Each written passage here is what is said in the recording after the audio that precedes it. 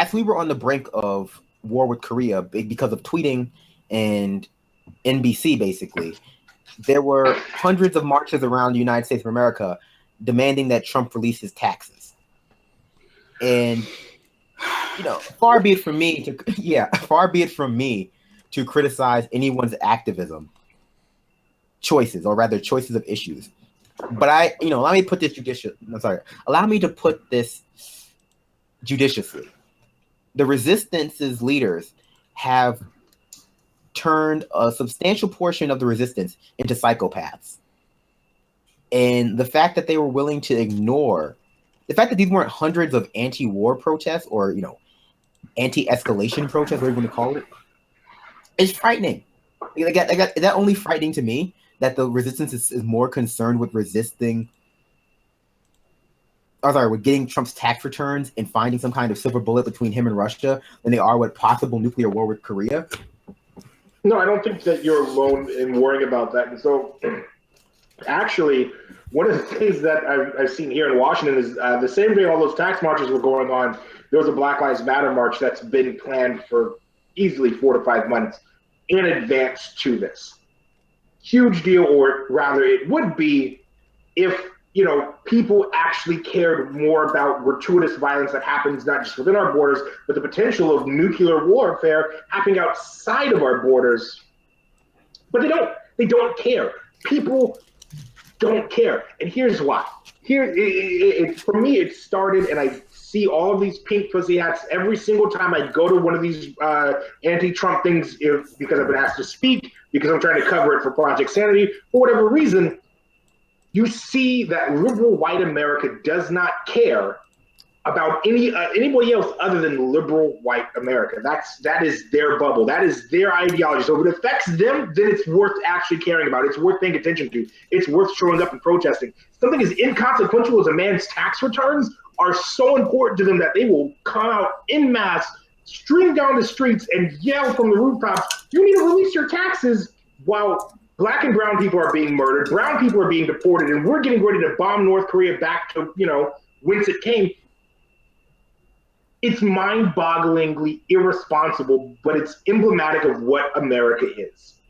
I mean, it's America not surprising. Is self-centered. We're a self-centered nation, and we don't care about anyone that's not within our bubble. Well, but where does that come from, though? Nobody's born self-centered like that. It's something that's taught and fostered. It's emblematic of the culture. It's the United States. It is the culture in which we live, the prevailing culture, especially those with privilege and power. They don't need to think about anybody outside of their circle. And I realized that having moved down somewhere from a very poor, urban, working class, heavily person of color neighborhood to a very white area where there's a lot of affluent kids in college who really don't care about anybody. That's not a part of their quote unquote peer group. These same people will say Black Lives Matter, but they won't turn up to march. But you say, "Oh, Donald Trump, you got to release your taxes. We're going to march you out." They all stream out. They skip class to go do that.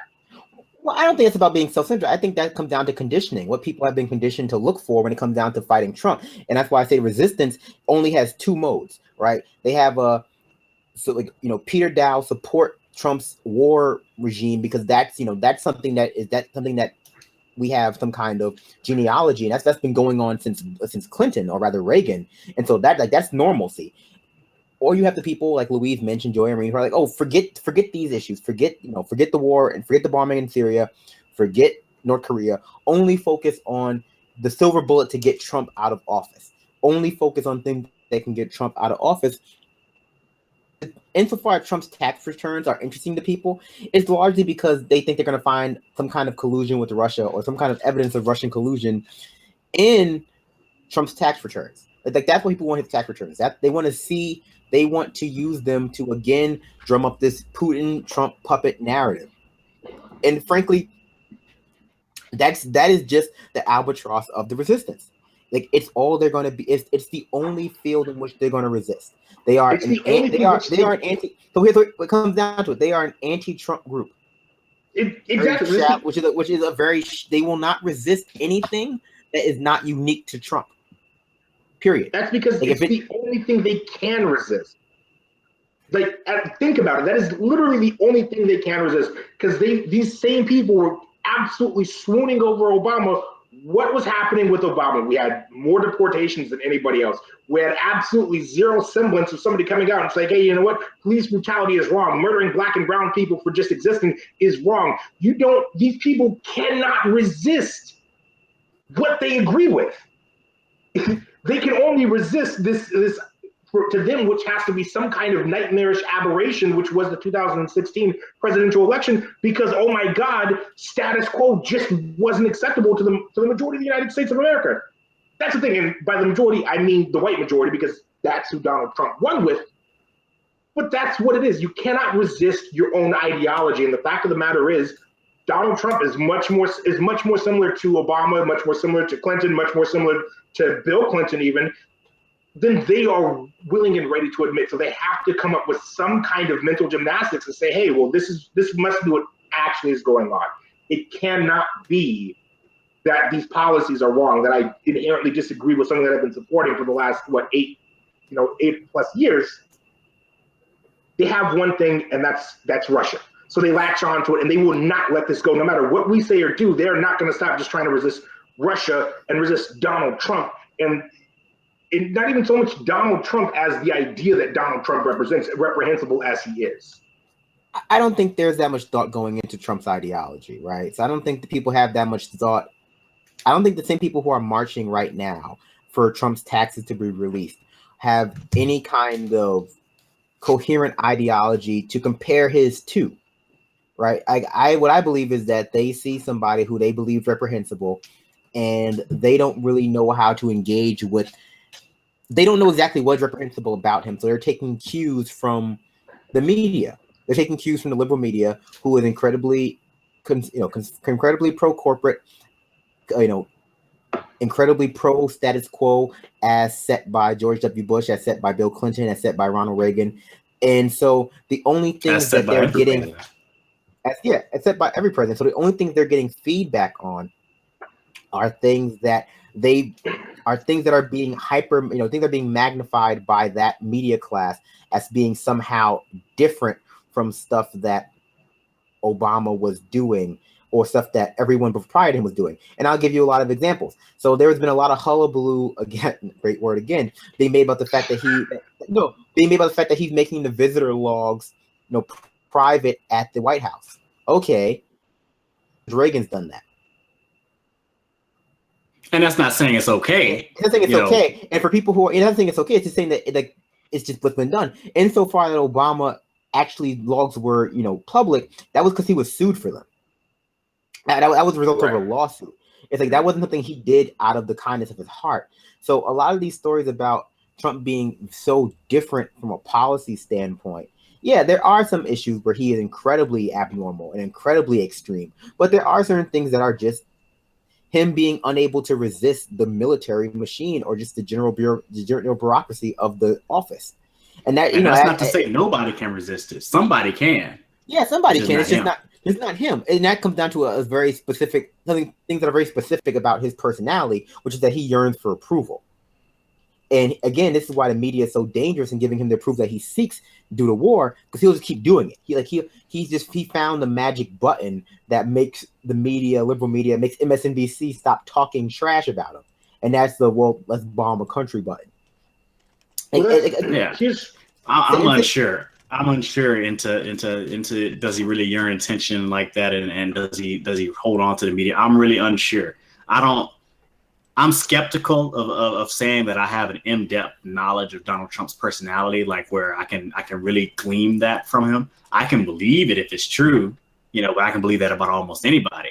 Instant gratification is pretty common, right? People that like to have people praise them and things of that nature, that's fairly common. What I will say though, is what we need to do is make sure we're not focused necessarily on his personality, but just try to keep it focused on policies and issues and rally around those as opposed to personalities. Because like you said, some of these things really are a continuation of presidents before him. And if we're mad about it when Trump did them, we should also be mad about it when they did them. And so if we can try to target those policies, those things that kind of just stay there no matter who's in front, maybe we can start making some headway. But see, that would instead of playing musical chairs. But that would actually involve. That's where cognitive dissonance comes in. Like that's I mean, that would involve actually. Oh, go ahead. That's what exactly what I was talking about earlier when I was saying that these people reject it just because Trump's name is attached to it. But let's talk specifically about immigration, because that was one of the things that really blew up during this last campaign cycle. Obama was known as the deporter in chief. Obama, up until this point, had deported more people than any other president. To some people, he was known as the deporter. But that's the thing, though, is he was like realistically he was the deporter in chief. But that's not the popular perception of what he was. Wait. Here's why it's unacceptable for Trump, because what Trump said was, I'm just going to hire more. I'm going to build a wall. I'm going to hire more security, and I'm going to ban certain people from coming in. These are all things Obama's been okay with.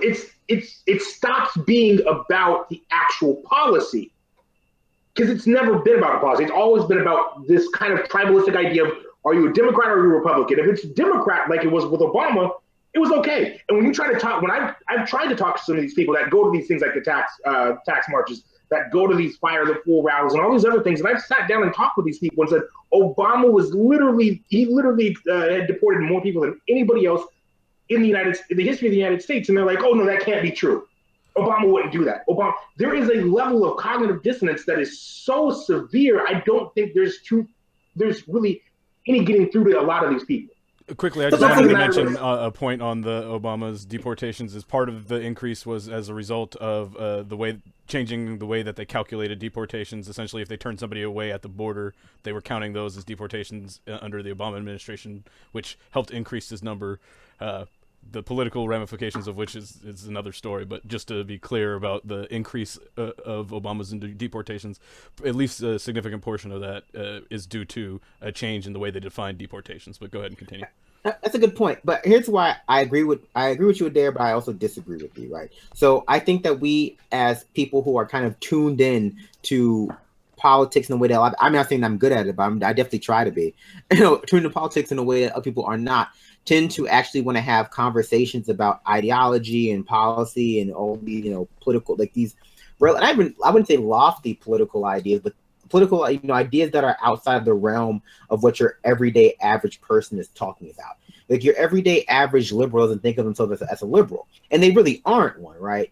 And so when it comes down to the Democratic Party, you're right. A lot of people have confused their ideology for tribalism. Your everyday rank and file Democrat is not a liberal in any real way. They're just a Democratic tribalist. They believe like their entire ideology was defined by whatever they thought Barack Obama was doing, or whatever, or rather, not even whatever he was actually doing, whatever their perception of what he was doing. So that's how. And whatever reasoning he was feeding them too. And what reason they were feeding him to. Like insofar as cognitive dissonance, I guess, but more akin to it, it's just tribalism. It's the fact that they really feel as though the person doing it is what makes it bad. Like it's just special pleading in that way. And so I think it behooves us to have a conversation about the fact that Democratic parties, the vast majority of their constituency don't really have a coherent ideology. They just vote in line and believe whatever Democrats believe. It's not uncommon. It's not uncommon, so here's what I will say. Why Trump is damaging the Democratic Party, because that's what we've seen, at town halls with Nancy Pelosi, where she's getting booed for not supporting single payer. Is that now the Democratic Party, their rank and file is waking up. They're coming to terms with the fact that the Democratic Party establishment actually is not in line with whatever vague notions of ideology or policy positions they have. Instead, they're waking up to the fact that, hey, this party that claims to be, socially progressive and care about the working class and all those things, like they're only interested in rich suburbs. They're only interested in the coastal elite. They really don't have my best interest at heart. And while I don't know enough about democratic socialism to call myself a democratic socialist, I don't know enough about liberals or whatever. I do know that I'm in favor of, X, Y, and Z policy. And I know the Democratic Party is not in favor of X, Y, and Z policy. Yeah, and I want to add on to that. Like, a lot of times it's not uncommon for me to hear somebody who supports Democrats and considers themselves very liberal to spout very, very deeply conservative talking points. Like as sort of like the Democrats have moved to the right and adopted those talking points. It's not uncommon for me to see that and that's definitely proof of what you're talking about when you say they don't have a coherent ideology. Like a lot of the things that they say and what they profess, when you talk to them, it's almost like, hey, well, do you? Let me provide an example. You'll ask somebody, do you believe in having racial equality?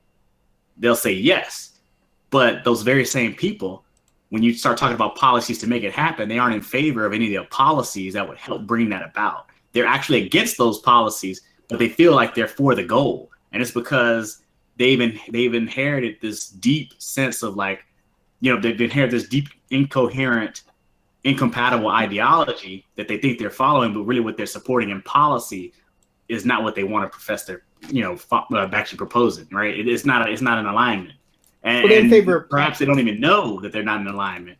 But sometimes it just doesn't matter to them. Well, yeah, they're in favor of platitudes. They're in favor of platitudes and lip service. It's like they're in favor of, they want X but don't want Y, or rather, that's a bad example. It's like they want social equality, but they don't want a high minimum wage, or they think that the two are not mutually inclusive. Yeah. They think that you can somehow get to that you can somehow have a deep social analysis without class analysis. That you can address these issues of inequality, racial, gender, etc., without addressing class inequality and some kind of without touching any dollars, without touching anybody's pockets. And they've been fed this narrative about the civil rights movement and about civil rights leaders that are in a lot of ways desexed. They're definitely declassed, but I use desexed as a term, like they've been defanged in that way and depoliticized. And that's why they're always up for grabs between Republicans and Democrats. There's always a fight over who gets to claim Martin King Jr. On Martin King Jr. Day. Yeah, that's horrible how they bring out one of his descendants or whatever, and she goes and spouts all this right-wing talking points against people that are. She ought to be ashamed of herself, letting herself be used like that. But I guess if it pays well, more power to you. But we need to stop following or listening to people like that, because obviously, that stuff doesn't really mean anything for the common person, right? She's not there with our interests at heart. She's there with her own interests, and that's totally fine. We just need to understand that's what it is. Right. I mean, it's just the resistance disappoints me, and I know people are going to feel as though I get some kind of pleasure in constantly talking about the resistance and their failures, their failures to actually resist anything, because a true resistance of Trump would recognize that Trump is simply the manifestations of a capitalist system out of control, and that the only way to prevent Trump from happening would be to rein in that capitalist system. Which involves single payer, which involves raising minimum wage, which involves getting unions back into a position where they can actively promote leftist parties, doing all those things. And then I see them come out with these talking points about Russia and about taxes, and I lose all faith in their ability to actively mount any kind of coherent opposition to Trump.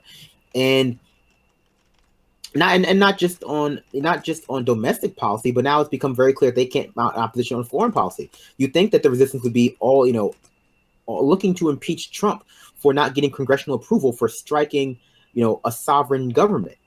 Hey, that's an impeachable offense.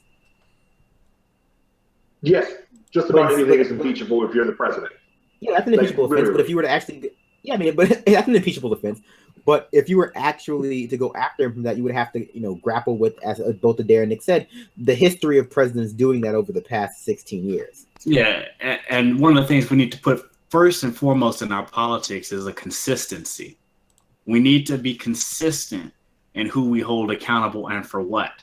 So, if there's a situation where somebody's committing war crimes and we want to hold them accountable and have them, face charges or whatever, we also need to understand that other people who have also done similar things also need to face those very same consequences. What we can't have is like a law that applies to some and not to others, or a standard that applies to some and not to others. It has to be consistent, whether you like them or not.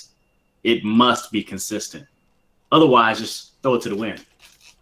But that's the thing, is American politics it's nothing but a popularity contest. It's nothing but who's the best pathological liar? Who's the best one to get up in front of all these people's faces and spout this rhetoric that, oh, we're going to take care of you. We're going to do what's best for you. When in reality, we know they're going to do what's best for their pockets. They're going to do what's best for their donors. It's a glorified dog and pony show, and we've talked about this on the show before. I'm sure we'll continue talking about it again. But really, the fact of the matter is the resistance doesn't want to have a clear and concise message. They don't want a clear and concise ideology, because if they have that, then we can do exactly what Nick was talking about, and we can hold them accountable for not following through. We can. Brandon's making faces over there in the corner, so I don't want to paint broad brushes when it comes down to like the people on the ground who are doing their best. I'm not talking about the people on the ground. I'm not talking about the people on the ground. I'm talking about it's just their leadership. It's just their leadership isn't garbage. If you would pay attention during the show, Brandon, you would pay attention during your own show. You catch that context. But no, you don't want to do that anyway. No, but we should be clear that the leaders of the resistance are a series of conspiracy grifters, corporate stooges, and democratic apologists. And so that combination of things prevents them from being able to adequately resist anything. And so I have an immense amount of sympathy for people who have suddenly been awoken by the beast that is Trump, insofar that I think he is not, the problem, but merely not eccentricity, an extreme incarnation of the capitalist system. Yes, of course. But the problem becomes they're being led astray by a series of people who, A, have no real stakes in the Trump presidency. They're not going to be targeted by anybody, really. And B, they have commodified resisting. They have commodified the act of resisting and are doing their best to paint the resistance in a way that doesn't actually hit their bank accounts. Here's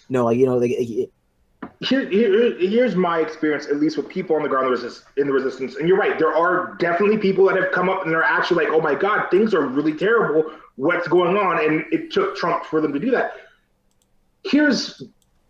The rank and file Democrat is typically who we see in the quote unquote resistance. And when we talk about this idea of the resistance, or at least when I talk about them not wanting to have a coherent ideology, I'm talking about the people that are running for office. I'm talking about the people currently in office. I'm talking about the people in the media, because it serves to benefit them more than it does anything else. The problem I have with the rank and file resistance members, or at least a lot of them, and I'm speaking generally again, and I'm not speaking for anybody but myself here, the issue I have with a lot of them is, again, they're not concerned with any issue that does not directly affect them.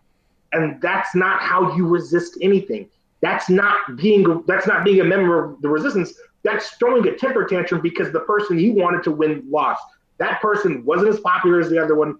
Sorry, that's how the game works.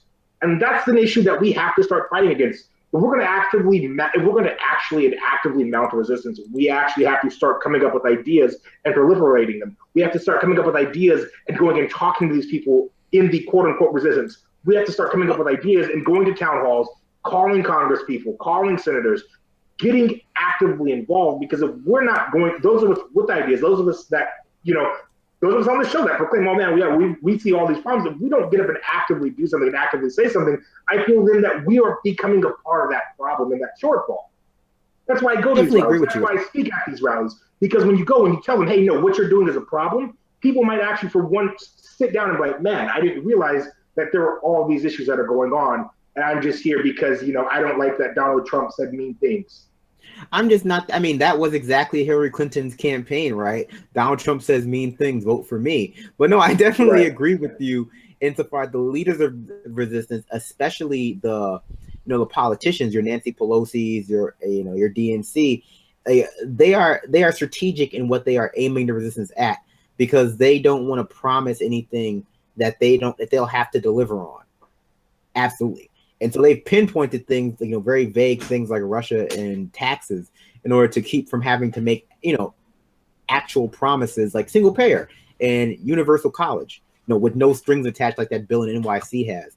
I want to say something about that college tuition plan that Bernie Sanders put out. He was claiming like that was his. Like, I want you all to recognize that that's just Hillary Clinton's plan. I don't know why Bernie Sanders is putting forth that plan and like running with it like this is such a great thing, One of the problems we have with social progress, particularly from like the establishment, is like everything they do, they want to make sure that these things are some sort of form of charity. like, giving, healthcare to people is like charity. Giving education to those who make less than this amount. This is charity for those who can't afford. That's kind of how they want to frame these things. And what I'm saying is that on the left, while it may be good to win those things, if we win them that way, as charity and instead of as justice, as a right, we're basically sowing inside of whatever solution we get. We're sowing inside the seeds of its own destruction. Like, it's going to be destroyed because people are going to see it as charity, and basically eventually the constituency that you need to protect it may not always be with you, and you'll end up losing it. And that's what we kind of need to kind of avoid, if at all possible, is making sure these issues are issues of right, not of charity. Oh yeah, I agree. And so like this comes exactly down to, rather the best example of this would be, even if we were able to reach universal coverage under healthcare, under private health insurance, even if we were able to insure 100% of people under private health insurance, which is what basically your neoliberal Dems want to do, it would still be insufficient from an ideological standpoint. Like, it would still be insufficient from the standpoint that it wouldn't position health care as a human right. No, the only solution for the... Oh, I was going to say, and then on top of that, I agree with what you just said, but on top of that, I want to point out that it's likely impossible to insure everyone with the framework that they're trying to work from within. That framework definitely itself leads to people being disenfranchised. So they're really kind of chasing their own tail in that regard. Of course, it's impossible to insure everybody with private insurance in that way. I'm just saying, even if it were, it would still be profitable. And it would still be the proper framing, because because it wouldn't position healthcare as a human right. It would still allow it to be commodified in a way that would be inherently problematic. Yes, but we see a lot of the same things with education. And you guys are talking about Bernie basically trying to pass off Hillary Clinton's bill as his own. One of the things that I really don't like when we talk about this idea that education is a right is we only talk about some types of education.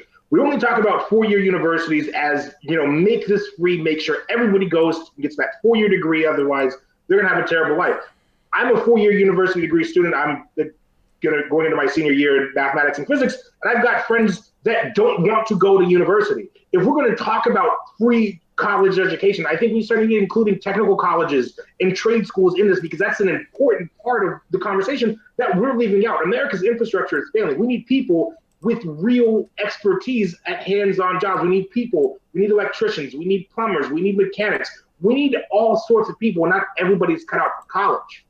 So let's stop trying to pigeonhole everybody into these very specific, narrow-minded, neoliberal ideals and actually start doing what's right by the people. Not that I disagree with either one of you. I just feel like that's a point that that is not often enough spoken about, especially when it comes to these kind of conversations. No, I mean, obviously, just being an objective looker, obviously everybody can't be a doctor or lawyer, an engineer, or something like that. Like, not everybody can do those things, and there's not a need for everybody to do those things, right? There has to be something for people who are not those things to eke out a decent standard of living. And I think that's where we need to be focusing on, is making sure that no matter what path you choose in life, whatever your craft is, whatever your skills are, or whatever you want to do with your life, that you can still eke out a living. And I think that should be kind of central to kind of like our politics going forward, especially from the left. We need to kind of abandon competition and trying to ration out a decent standard of living between people. We shouldn't be trying to do that. Of course, we have to moderate what decent is and how high you should live, right? Not everybody needs to have a 3,500 square foot house for one person. Right. I know several friends who have things like that. I'm like, why? It's just exuberance, right? But at the same time, it's just like, because they have so much, some people else go without, right? So we have to kind of figure out how we can moderate the edges. Maybe curve the top and curve the bottom and have a decent, livable, fair, and just society.